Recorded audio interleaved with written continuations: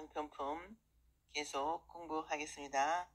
대연불보정사는 부처님의 말씀을 전하는 법당입니다.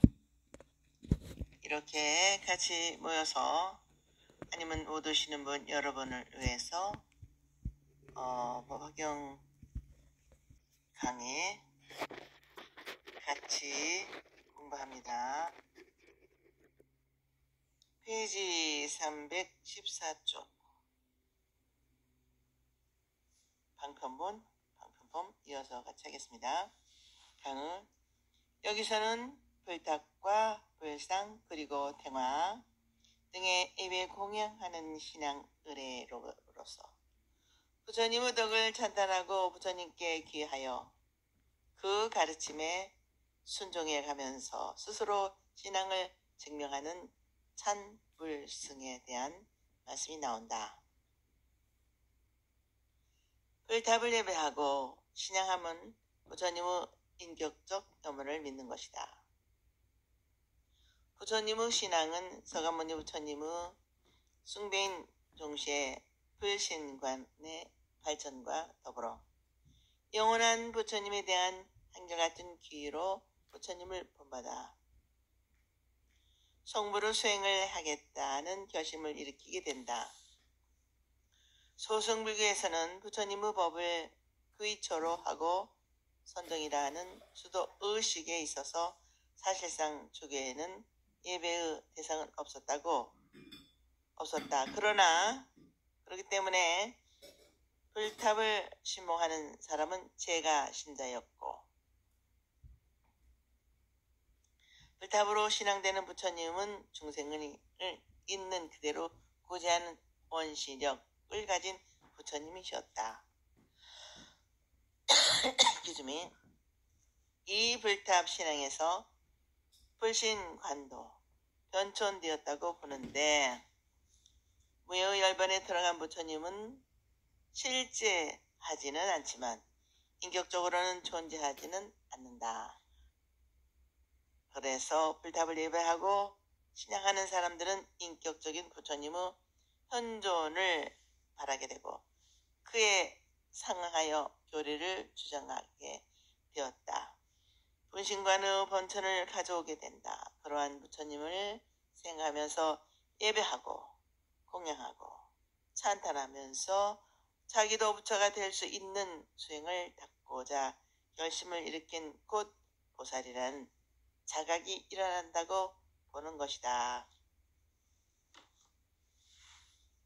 그러므로 탑이나 불상 탱화의 꽃, 향, 번개,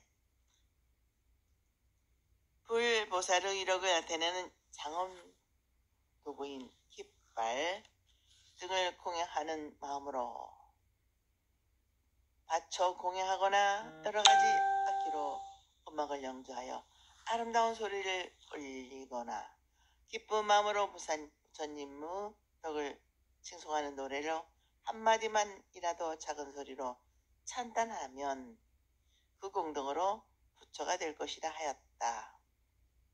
또 어떤 사람이 찬란한 마음으로 그림 부처님께 한 송이의 꽃을 바칠지라도 점차로 많은 부처님을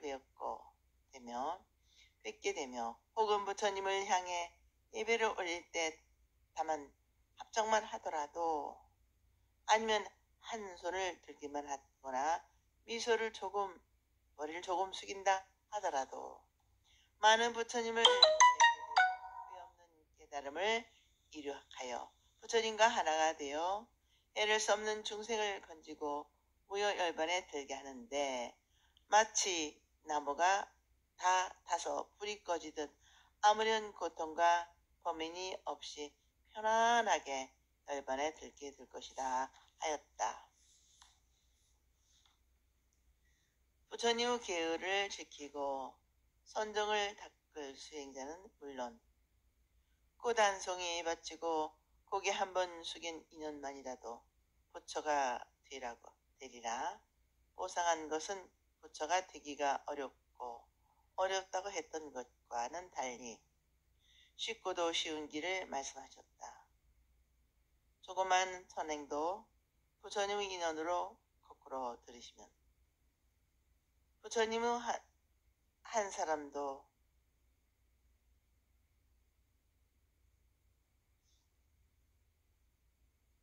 버리지 않으시다는 섭쥐불사의 자비에 더 큰 감사를 올리게 된다.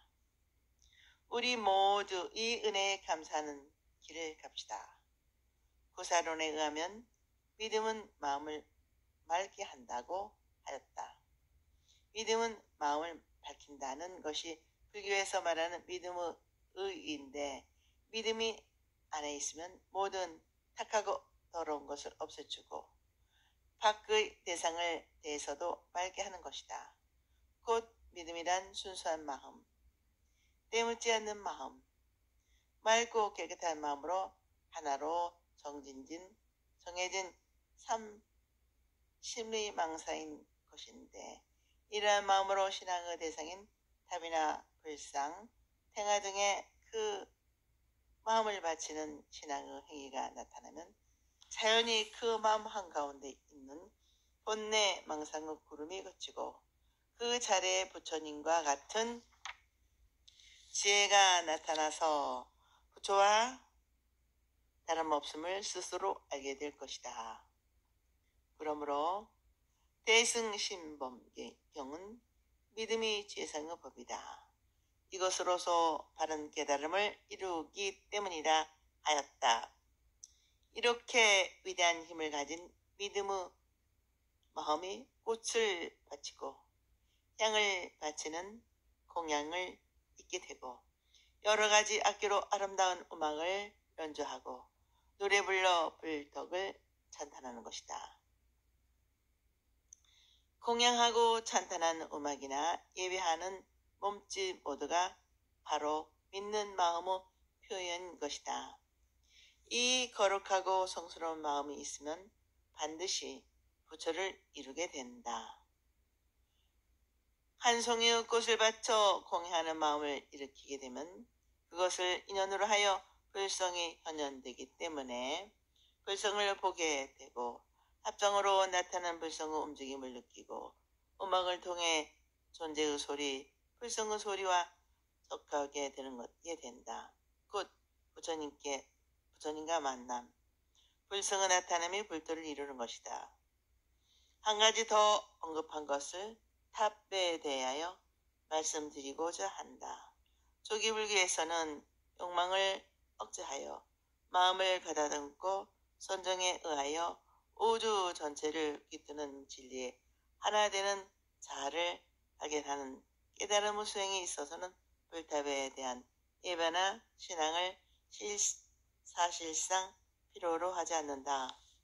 심지어는 불상의 조성까지도 부처님이 인격화되어 인간 이상의 존재로 간주됨에 따라 성스럽고 무한한 존재를 유형적인 상에 한정시킨다는 것을 있을 수 없다고 금기시하였고 불교도에서 예배의 대상이 주어지지 않았던 것이다. 그러나 제가 신자들에게는 신앙생활을 영위하는데 필요했기 때문에 불상이나 탑을 통하여 부처님에 대해 예배를 하는 것이 자연적으로 받아들여졌다. 이 탑은 부처님과 고승들의 사례를 모셔놓은 장소에 대한 숭배와 예배의 대상으로서 가능과 공덕을 쌓는 장소로서는 기능을 한다. 그러므로 여기에 말씀되고 있는 부처님의 말씀은 이 세 가지 기능을 더 하나로 한 신앙 행위가 나타나고 있다고 보겠다. 그리고 한 가지 의미하고 넘어갈 것은 노래와 음악, 향, 꽃 등을 바치는 예배 의례가 하무음곡의 기호를 금지되고 있는데 금지되고 있는데 비구들은 어떤 관계를 맺고 있는지 생각해 보아야 할 것이다. 답에 연관하여 생각해 보면 비구 250개 가운데는 수, 죽, 금계, 착, 보계가 있어 금은으로 장식한 불답이나 불상보살상을 소외하거나 받아들인다든가 만드는 일이 비구들에게는 금지되어 있다. 또 기생종계가 있어 식물을 상하게 하는 것이 금지되어 있는데 꽃이나 아하는 무엇이며 악기를 연주하고 노래와 춤을 듣거나 보는 것이 금지되어 있는데 부처님의 덕을 찬탄하는 노래나 음악과 무용으로 공연한다는 것이 불가능한 것인가. 이러한 관점에서 살펴보면 타부 기원을 불교 이전에의 거슬러 올라가지만 그러나 불탑은 부처님께서 열별하신 후 마가다국 아사 세왕을 비롯한 왕족들이 부처님의 사례를 분배받아 8개의 탑을 건립하여 공양한 것이 처음이 된다. 그런데 조기의 교단에서는 불탑의 건립과 공양을 제가 신자에게만 맡기고 출가자는 관여하지 않았다는 것이 여러 올장에서 알 수가 있다. 출가자는 많은 세월이 경과한 후에 소승 부파 불교 이후 점차적으로 불탑 숭배에 참여하게 된 것으로 전해지고 있다. 여기 법화경에 나타난 불탑 숭배는 불탑의 건립과 공양이 전 인도에 유행하고 불탑의 승가에 도입되는 난후 시대적으로 유행했던 하던 상황과 결부하여 생각해야 하며 법화경에 나타난 타부 법화경의 불신관이 상징적으로 나타나고 있음도 관과할 수 없다고 본다. 여기에 대해서는 다음날 다른 글로 표현할 기회가 있기를 바라고 이상으로 생각한다. 원문 번역. 어떤 사람이 찬란한 마음으로 탑 묘안에 들어가 나무불 하고 한번 일으켜도 모두 성불하리라. 지난 세상 여러 부처님 계실 때나 혹은 열반하신 뒤에도 만일 이 법을 듣는 이는 모두 다 성불하리라. 오는 세상 모든 세존의 수요를 헤아릴 수 없으니 이 모든 여러께서도 방편으로 설법하시리라. 일체의 모든 여러께서는 헤아릴 수 없는 방편으로 모든 중생 구에 닿게 하여 부처님의 무루지에 들게 하나니 만일 법을 듣는 자는 하나도 성불 못함이 없느니라. 모든 부처님의 본래의 소원은 내가 행한 불도를 널리 중생으로 하여금 한 가지 이 길을 얻게 하심이로다. 오는 세상 모든 부처님 비록 백천억의 헤아릴 수 없는 법문 설하여도 그 실은 일승을 위함이니라. 모든 부처님은 사물의 자성이 없음을 아시지만 부처님의 종자는 인연 따라 생김으로 일승을 말씀하셨느니라. 이 법이 법의 자리에 머물러 세간의 모습이 향한 있음을 도량에서 이미 아시고 부처님께서 방편으로 말하였느니라. 강의 맑고 깨끗하지 않는 산란한 마음, 즉 평상심으로 탑이나 부처님 모신 곳에 나아가 나음을 하고 한마디만 불러도 그것을 인연으로 성불하게 된다고 하였다.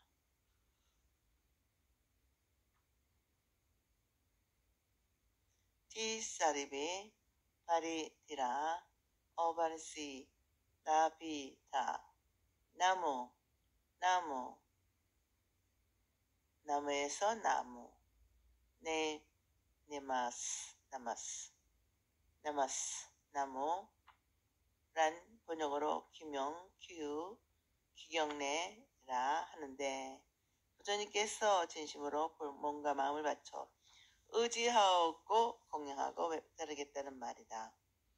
좀 더 자세히 말하면 이 생명 다 바쳐 부처님께 돌아가 의지한다. 부처님의 가르침의 근본에 의지하고 따른다. 생명의 근본에 돌아가 하나가 된다는 것으로 부처님이나 법을 귀하여 경례하고 믿고 따른다는 뜻으로 이것을 일승사의 실천적이고 구체적인 표현이다. 그러한 특징을 가진 법화경이 널리 유포된 이유도 바로 이러한 본래 자기에게 가져진 자기 부처에게 그리고 긍정하는 믿음 때문이다. 나무불 하고 입으로 부른다는 것은 곧 부처님은 혼자 독자적으로 존재할 수 없고 중생이 있으므로 부처님이 되어 이 땅의 중생의 존재가 부처님의 정각을 움직이게 하며 우리가 부처님하고 부르는 거기에 부처님과 중생 사이에 은밀한 호호 관계가 성립한다. 이것은 종토 불교의 칭명연불하는 뜻과 같다고 볼 수 있다. 부처님을 한번 부르는 그 말, 그 소리 속에 만 가지의 덕을 갖추고 온갖 법문이 교섭하고 있어 일체의 생사의 원인이 되는 번뇌와 업이 소멸되는 것이다. 여기서 부처가 된다는 말이나 왕생 극락한다는 말을 같은 뜻으로 보게 된다.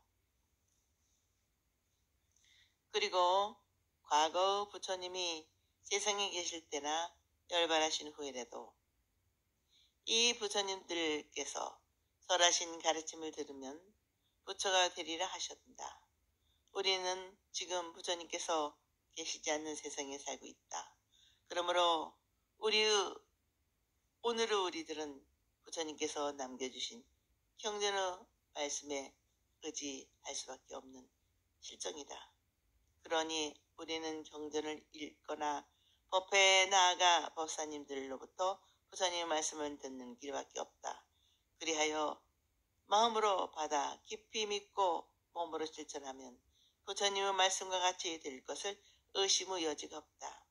우리는 부처님의 말씀을 믿는 불자이므로 초의심이나 될까 안 될까 하는 반신반의하는 마음이 있을 수 없이 틀림없이 믿고 절대적으로 믿는 길이 곧 성불의 길인 것이며 믿음이 견고한 것을 법력, 도력이라 하는 것이지 아는 것이 많다거나 오랫동안 절에 있고 나아가 나이가 많다고 도력이나 법력이 있는 것이 아니다. 모든 것은 신심으로 문제인 것이다. 신심의 문제인 것이다. 여기서 법을 듣는 사람은 모두 부처가 된다는 말씀과 정토불교에서 말하는 아미타불의 명호를 부르는 소리를 듣고 믿음으로써 정토에 왕성할 수 있다는 가르침과도 서로 통하는 말씀이라는 것을 마음에 새겨두기 바란다. 여기까지는 과거 부처님에 대한 말씀으로 지나간 세상의 많은 부처님의 가르침도 결국은 하나하며 수많은 중생들이 깨달음의 길에 들어가 부처님의 가르침대로 수행한 사람이 많은데 그 중에서 아주 조보적인 수행을 한 사람들까지도 부처님의 경지에 이른다고 하였다. 그러니 오늘의 우리도 지난 일을 듣고 현재를 돌이켜 기쁜 마음으로 희망을 가지고 틀림없는 확신을 가지고 부처님의 가르침에 기울여 마음으로 듣고 믿어 몸으로 자기의 정도에 맞게 하나하나 실천해 간다면 언젠가는 반드시 부처님과 우리의 바람이 하나의 마음 꽃으로 피어 탐스러운 열매를 맺고 그 열매의 빛과 향기와 마치 맑은 중생을 깨달음을 길로 이끌어 모두 다 함께 부처 되게 할 것이다. 미래의 세계에도 많은 부처님께서 나오셔서 모두 중생의 정도에 맞게 중생의 편에 서서 방편으로 가르침을 베풀어 그 자비의 방편으로 가르쳐 중생을 구하고 번뇌와 괴로움으로부터 해탈케 하여 부처님의 지혜를 얻게 하시오. 참으로 법을 듣고 믿는 사람은 모두 다 성불한다고 하셨다. 부처님을 법을 듣고 믿는 사람은 한 사람도 부처되지 못하는 사람이 없다는 말씀은 그 사람은 누구나 다 부처가 될 본래의 성품, 본불성이 있기 때문에 모든 사람은 자기 능력에 의하여 따라 반드시 부처가 되고 부처가 되지 않을 수 없으며 부처가 될 수 없는 사람은 없다는 것이다. 이렇게 거룩한 가르침을 불교 이외에는 어느 종교에도 없는 가르침이다.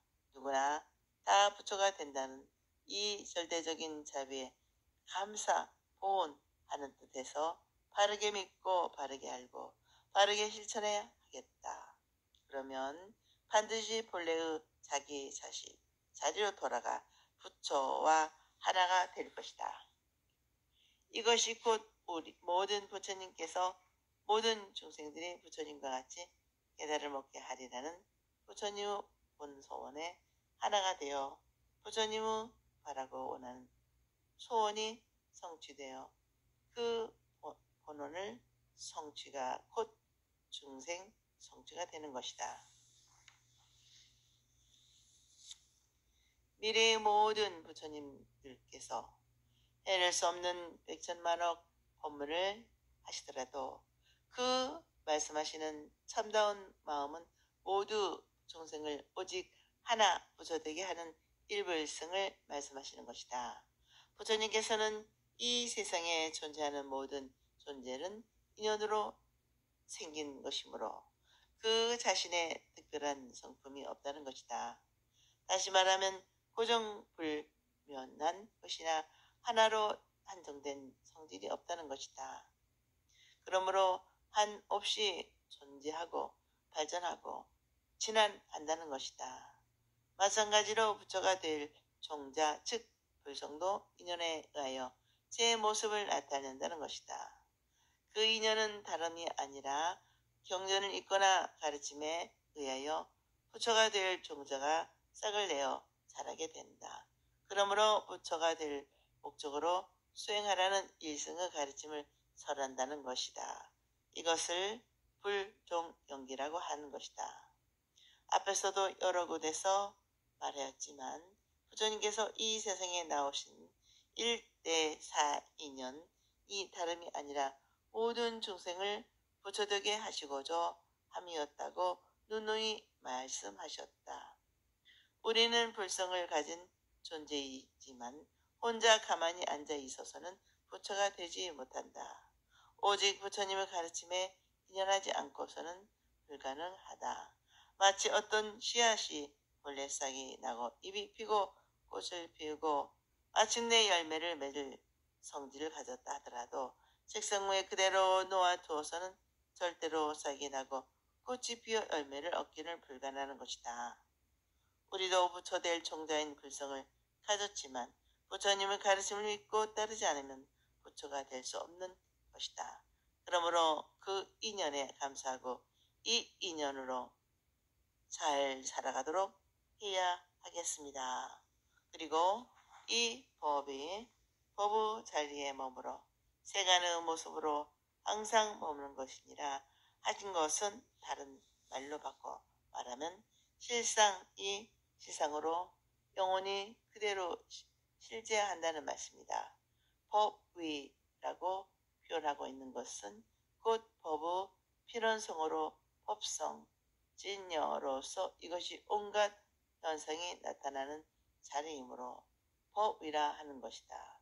이 세상에 존재하는 모든 사물은 반드시 있어야 할 곳, 장소에 각기 사물 자체의 본질적 본성을 유감없이 발휘한다는 것이며 세간의 모습으로 항상 머문다는 것은 세상의 변화, 무상한 가운데 하나로 언제나 변하지 않는 성질이 그대로 나타나는 것이다.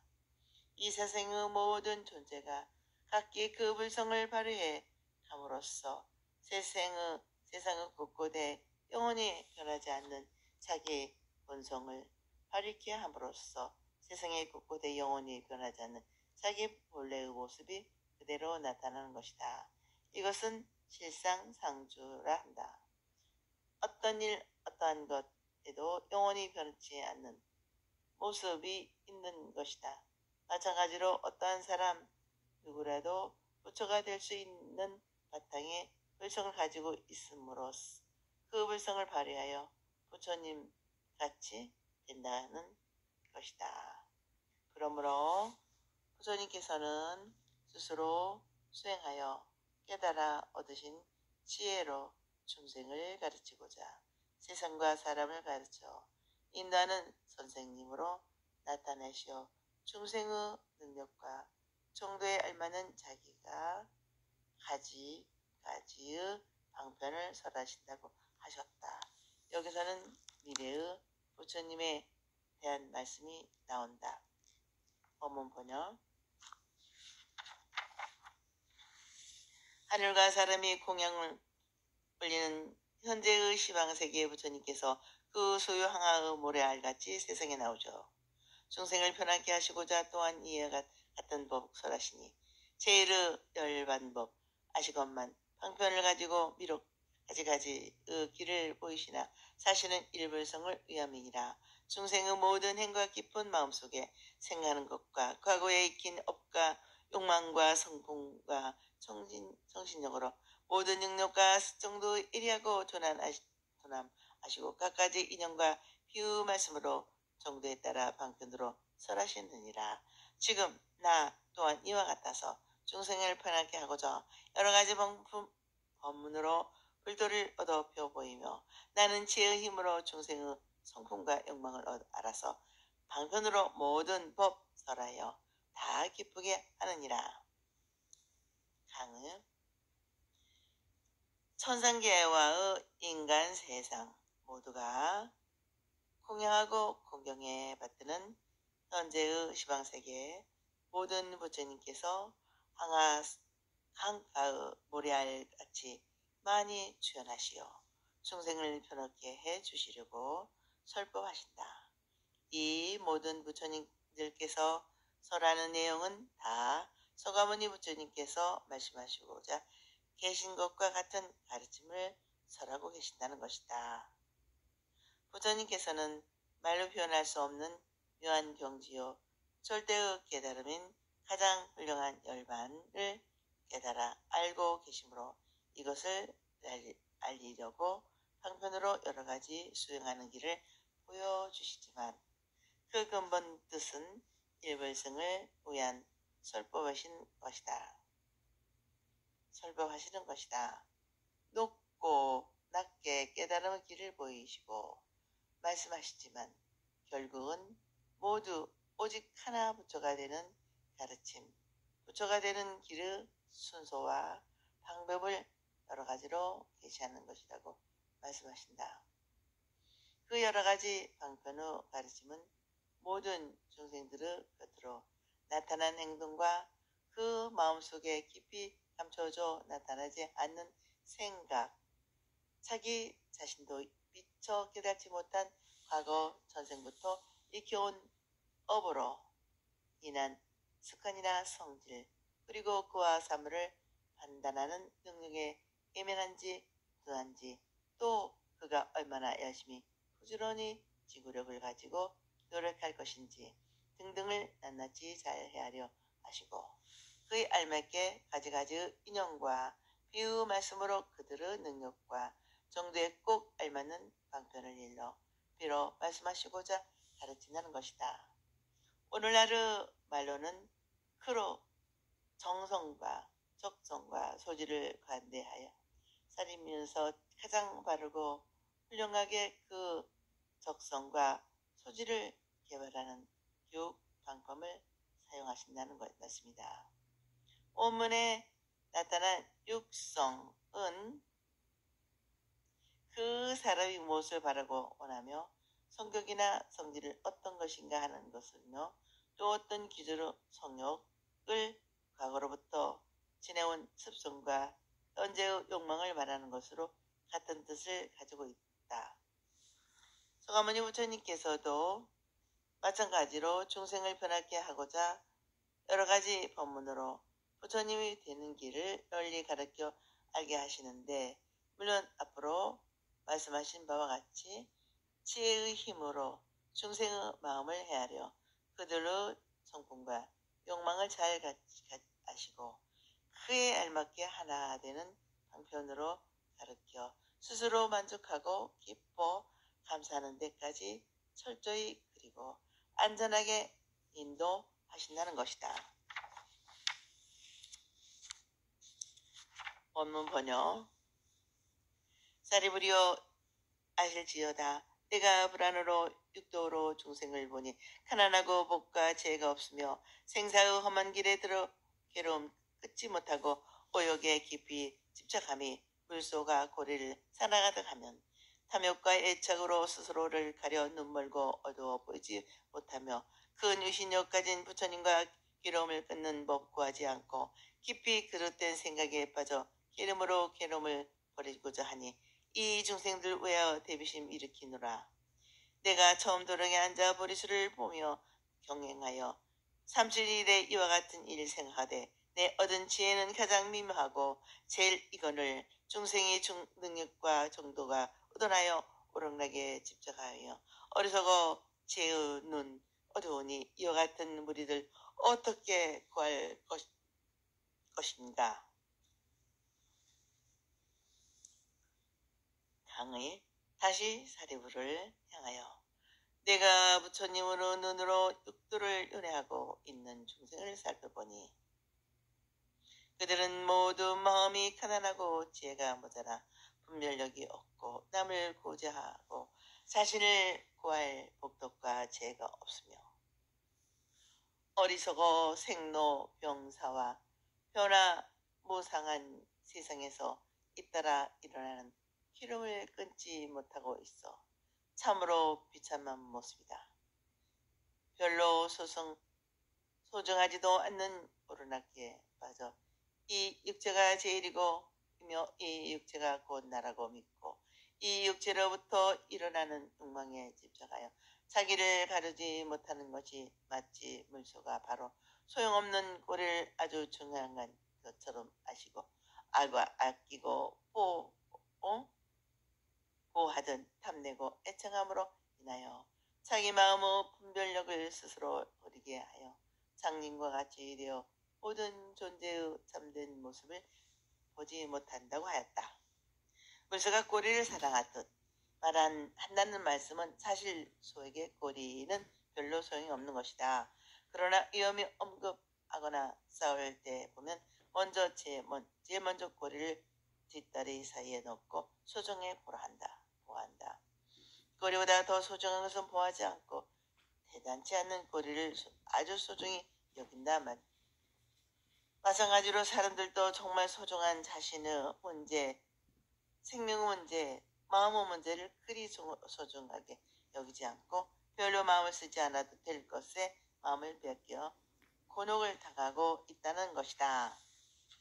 그러기 때문에 탐욕과 애착으로 말미암아 마음의 눈을 흐리게 하여 자기가 자기를 가리어 눈먼 장님의 어려운 세계를 만들어 놓고 그런 것 참된 거진 좋은 것과 나쁜 것을 참뜻을 분별 못하고 그 속에 빠져 더욱 그릇된 마르지 못한 생각이 중점되어 벗어나고자 부처님의 진리를 구하려 하지 않고 깊이 자기의 집착하는 사견에 빠져서는 괴로움으로써 괴로움을 버리려고 하고 있다는 것이다. 부처님께서는 이러한 불쌍한 중생의 괴로움과 어리석은 마음의 뿌리를 없애주고자 어여삐 여기시는 마음으로 내신다고 하셨다.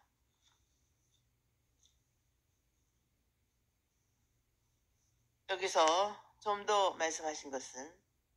말씀드릴 것은 괴로움으로써 괴로움을 없애려 한다. 이다. 수행자를 경책하는 마음에 수레가 움직이지 않으면 수레가 끄는 소를 때려야 수레가 움직이는가? 움직이지 않는 수레를 둬야 수레가 움직이는가? 하는 말씀이 있다. 또 북으로서 북을 치면 북을 울리지 않는다는 말씀도 있고 잡초를 뿌리째 뽑아 버리지 않고 낫으로 베기만 하면 또다시 푸른 도사나 무성하게 된다는 말씀이 있다. 우리는 괴로움의 근본을 없애야 괴로움이 소멸되는 것이지 괴로움 원인을 내버려 두고 밖으로 나타낸 괴로움을 없애려 해도 그 괴로움은 계속 일어납니다.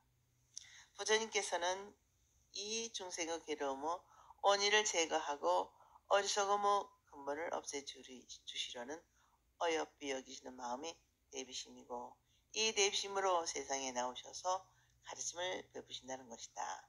부처님께서 출가하시어 여러 곳을 돌아다니면서 바라문의 학자나 선인들을 방문하여 가르침을 구했으나 만족을 얻지 못하시고 혼자 스스로 생각하고 깨달은 길을 택하여 마가 타국에 있는 리린 서나 강 언덕으로 부타가야 지금에서 6년 동안 부타가야에서 수행하신 그때 12월 8일 깨달음을 얻으시고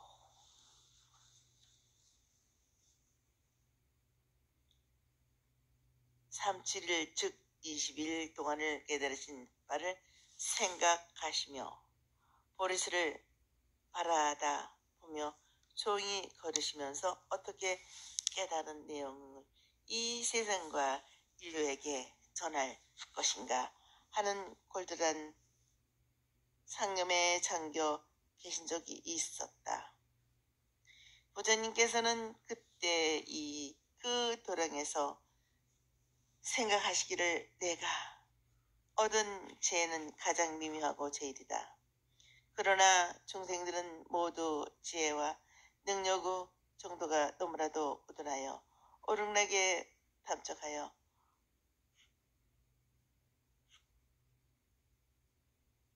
어려운 절대의 진리를 지혜는 말과 글로 표현하기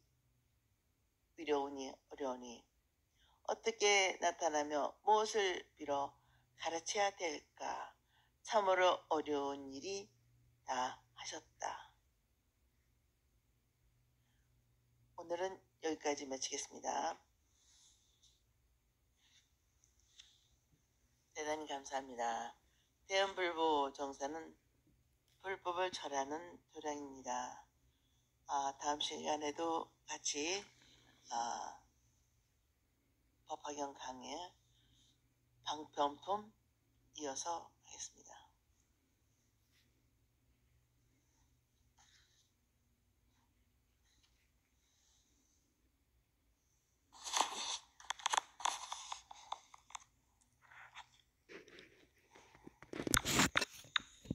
여러분 항상 건강하시고 행복하시기를 기도 발언 축원드립니다.